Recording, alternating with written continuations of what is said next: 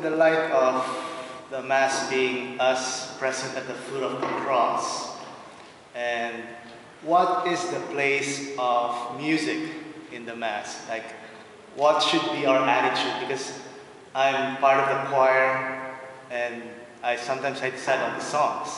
Yes. So, what should be our attitude, our mindset when deciding that? Oh, that's very good question. So this is about music in Mass. And again, this is something that predates Christianity. You'll remember I mentioned the Psalms, right? Psalm 22. The Psalms, there are 150 of them, are actually songs that were sung in the Jewish temple. So if you went back, remember I mentioned if you went back to the year 900 BC, you'd see a column of smoke rising up. Well, if you came closer and they were worshiping, you would hear them singing these psalms.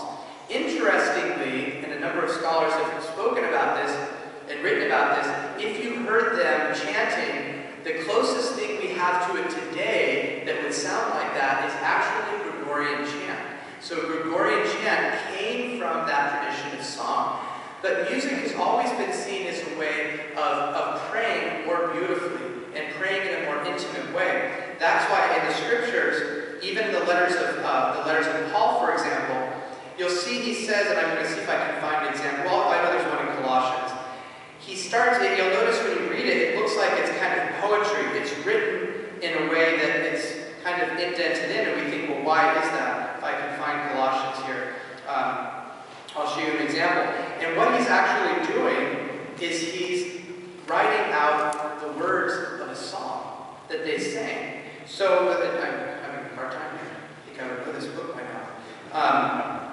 But they, in other words, they're not only is music at Mass is not just some afterthought to kind of make it a little bit, here's Colossians, just to kind of make it a little fancier. The purpose of music at Mass is because it's an integral way that we pray. It's an integral part of our prayer. So the music ministers, the people, the musicians, are in essence prayer leaders. Is really the way to see it, is prayer leaders. And I'm not finding what I wanted to find here. But throughout the scriptures, we'll see a number of these times where St. Paul is writing and kind of, that's kind of upsetting. But anyway, that's what a music minister is they're essentially somebody who is leading us in prayer. So I would say, remember that, never, and I say this as a church musician myself, before I came here and I was in Gonzales, I played the organ every Sunday. We're never performing when we do music. We're never performing. We are always helping the people pray. So,